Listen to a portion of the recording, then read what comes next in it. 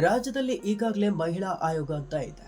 ಅದಕ್ಕೆ ಮಹಿಳಾ ಆಯೋಗದ ಅಧ್ಯಕ್ಷರು ಅಂತ ಇದ್ದಾರೆ, ಅವರೇ ನಾಗಲಕ್ಷ್ಮಿ ಚೌಧರಿ ಅವರು.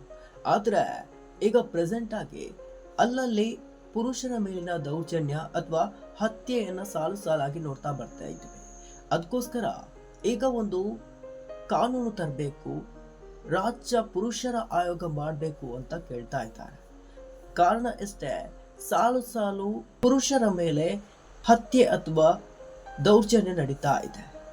ಅದರಲ್ಲೂ ಮದುವೆಯಾಗಿರುವ ಪುರುಷರ ಮೇಲೆ ಹೆಚ್ಚಾಗಿ ಹತ್ಯೆ ಅಂತ ಘಟನೆ ನಡೀತಾ ಇದೆ. ಉದಾಹರಣೆಗೆ ಹೇಳ್ಬೇಕಂದ್ರೆ ರಾಜ ರಘುವಂಶಿ ಹತ್ಯೆ ಪ್ರಕರಣ. ಈ ಒಂದು ಪ್ರಕರಣದಲ್ಲಿ ಗಂಡನನ್ನ ಹೆಂಡತಿಯೇ ಕೊಂದಿದ್ರು.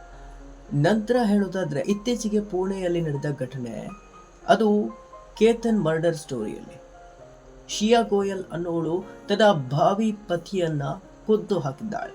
ಹೀಗಾಗಿ ಸಾಲು ಸಾಲು ಹತ್ಯೆಯನ್ನ ಖಂಡಿಸಿ ಪುರುಷರ ಆಯೋಗ ಮಾಡಬೇಕು ಅಂತ ಕರ್ನಾಟಕ ರಾಜ್ಯದಲ್ಲಿ ಬೇಡಿಕೆ ಹೆಚ್ಚುತ್ತಾ ಇದೆ. ಅದರಲ್ಲೂ JDSನ ಮಾಜಿ ಮುಖಂಡ, ಮಾಜಿ ಶಾಸಕರ ಅಂತ ಹೇಳ್ಬೋದು, HR ವಿಶ್ವನಾಥ್ ಅವರು ಈ ಬೇಡಿಕೆಯನ್ನ ಮುಂದಿಟ್ಟಿದ್ದಾರೆ. ಏನೋ ಸರ್ಕಾರ ಈ ಬಗ್ಗೆ ಏನು ಕ್ರಮ ಕೈಗೊಳ್ಳುತ್ತೆ ಕಾದು ನೋಡಬೇಕಿದೆ.